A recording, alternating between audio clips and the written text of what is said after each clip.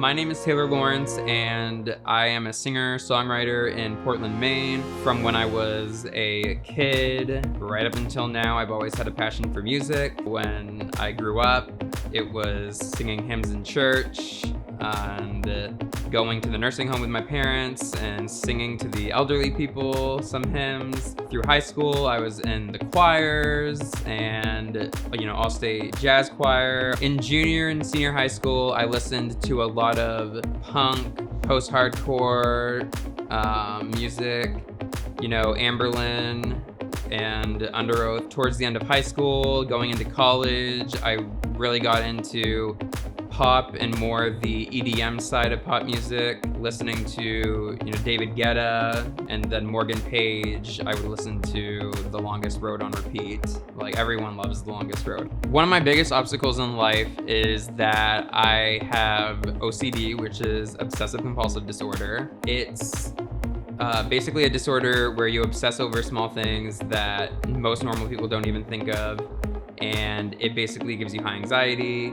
And it can, when you have the type that I have, which is OCD over just about everything, it can get in the way of your decisions and the things you want to do. It took some time, but I finally gotten to a place where I decided that I wasn't going to let my OCD get in the way of the accomplishments I want to make.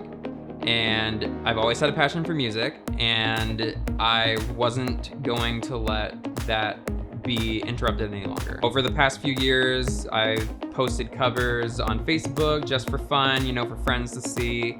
And, I've written and produced some small things, but nothing serious. And this time, I'm gonna go for it. Over the last year and a half, I've made some life changes. I switched to a different store that I was working at. There was a gym right there.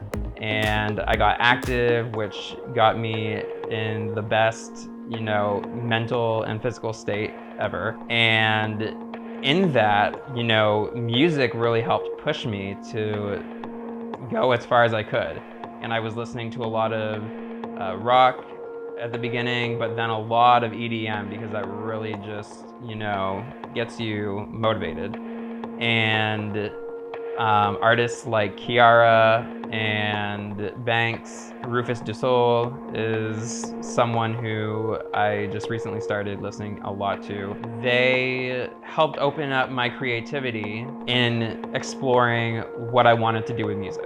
One day I was hanging out on the sofa, and I can't remember which one of those people I was listening to, but it just inspired me to jump on the computer. I found one loop that I was just listening to, and then the song that I had listened to, in my senior high years,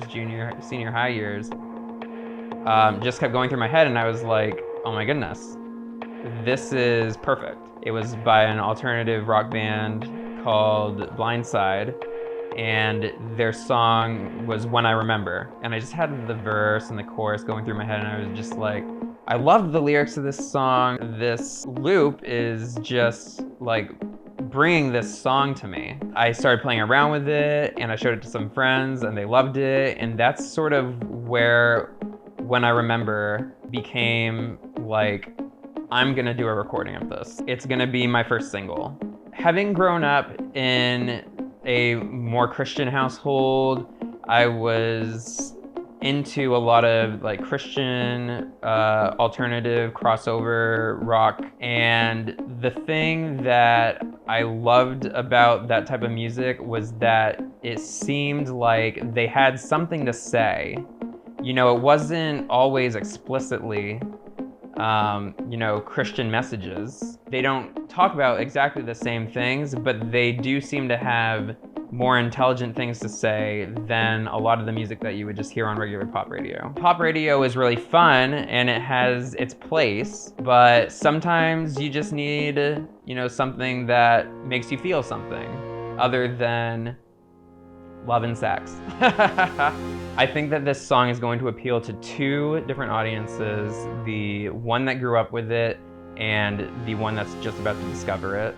I think what I bring to it is going to be something that sounds original and makes it my own. I think that it's gonna be the next step towards what I want to do with my music career. You do not need to have a lot of fancy equipment or big electronics, microphones, or expensive software to get creative and explore your musical aspirations. One of my favorite resources has been GarageBand, and that is definitely not considered professional software, but people like Grimes released an entire album that was made on GarageBand. So what's next is I'm gonna get this track